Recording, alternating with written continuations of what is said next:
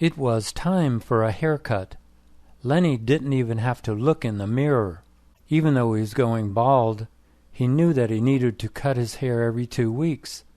He had a tongue of hair on the top of his head. His hair was thinning at the crown. He still had plenty of hair on the sides and back. It was what they call salt and pepper, a mixture of gray hair and dark brown hair. It was only a few years, he figured, until the salt and pepper became just salt. He never let his hair grow for more than 2 weeks. The longer it got, the worse it looked, he thought. He spread a newspaper over the bathroom sink so that no hair went down the drain. He plugged in the clippers and started cutting his hair. He started at the back of his head, went to the sides, and finished on the top. Every minute or so, he had to clean the hair out of the blades with an old toothbrush. Finished, he picked up a hand mirror to check out the back of his head. Everything looked okay. He carried the newspaper back out to the kitchen and shook the hair clippings into the trash can. Then he took a shower. Gordon was hungry. He opened the refrigerator. There must be something in here to eat, he thought. There was, a single hot dog. He took it out of its package and put a small frying pan onto the stove's gas burner. He turned on the heat. Then he poured a little bit of vegetable oil into the pan. He sliced the hot dog in half lengthwise. When the oil got hot, he put the 2 halves in the pan. About a minute later, he flipped each half over. After another minute, he took the hot dog out of the pan. Gordon put 2 slices of bread into the toaster. This was tasty and healthy bread. The first ingredient listed was organic sprouted wheat. The first ingredient in ordinary bread is usually unbleached flour. When the toast popped up, he put mustard, mayonnaise, and ketchup on 1 slice. Then he added 2 slices of onion. On top of the onions, he placed the hot dog. On top of the hot dog, he put a couple of slices of apple. Then he added some bits of hot green chili, and then put the top piece of toast onto the chili bits. Ah, what a sandwich, he thought, as he sat down to eat.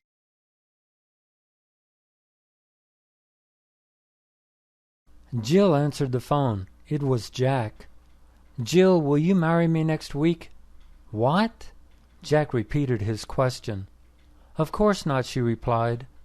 She wondered why he was asking her that question.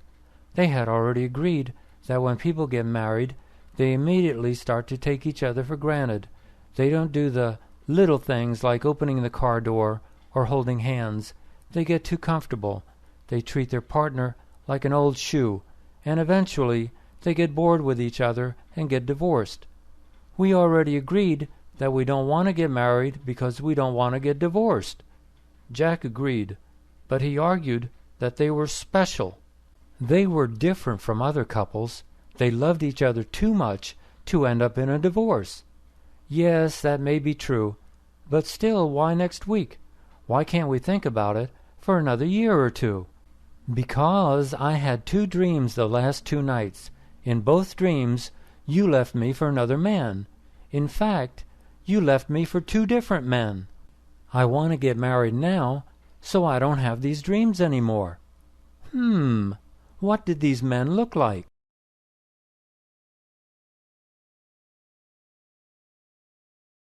Laura went to the stable. 4 horses stood there. She put a saddle on Star. He was 7 years old, big and dark brown. Her sister came out to the stable. They were both going to exercise the horses. It was a warm, sunny day. Janice saddled up Moonbeam, a white mare. They got on the horses and started walking them. A few minutes later, Laura was telling Janice about the new doctor in her hospital. She raised her hand for a second to make a point. Just then, Star bucked. Laura went flying into the air. She landed on her head and shoulder on the grass. "Oh, my gosh," Jan cried. "Laura, are you all right?" Laura moaned. Jan gently rolled her over. She didn't see any blood. That's good, she thought.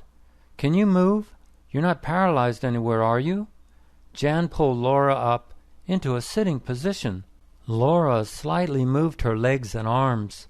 She wasn't paralyzed. When she moved her right hand to touch her head, she groaned. "What's the matter?" "That hurt. When I moved my arm, it hurt." They still didn't see any blood. Jan unbuttoned the top buttons on Laura's blouse and looked at Laura's right collarbone. "Oh, no," she said.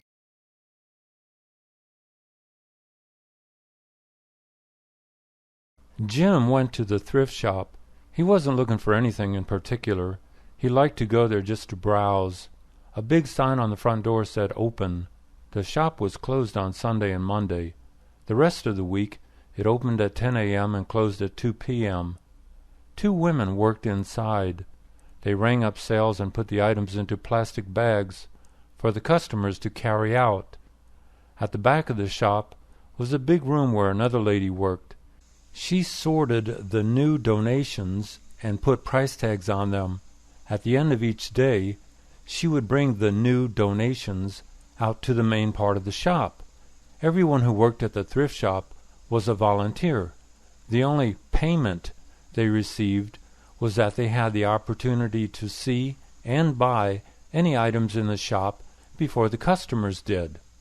When Jim entered, the lady at the register told him hello. He smiled and said hello. She knew Jim because he was a regular customer. Jim said, "What's new?" She laughed and said that nothing was ever new at a thrift shop. "It's always old and it's always used," she smiled. Jim looked at the watches in the glass case. He saw one that he liked. "Could I look at that one?" he asked.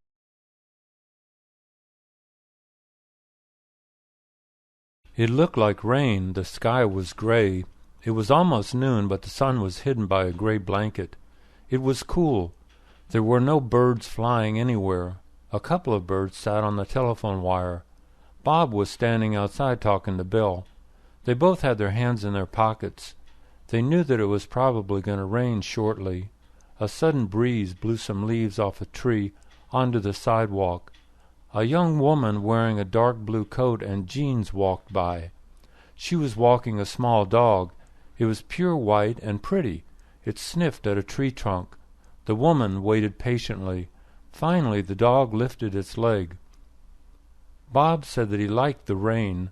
It was a nice change from the usual hot Los Angeles weather, and the plants could always use the extra water.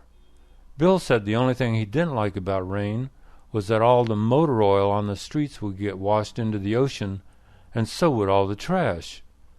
"But that never stops the surfers," Bob said. "They don't seem to care what's in the water, as long as there are waves to surf on."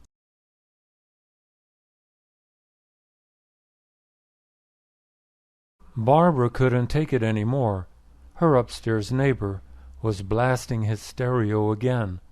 She had asked him twice already to turn the volume down. The first time she asked, he was surprised.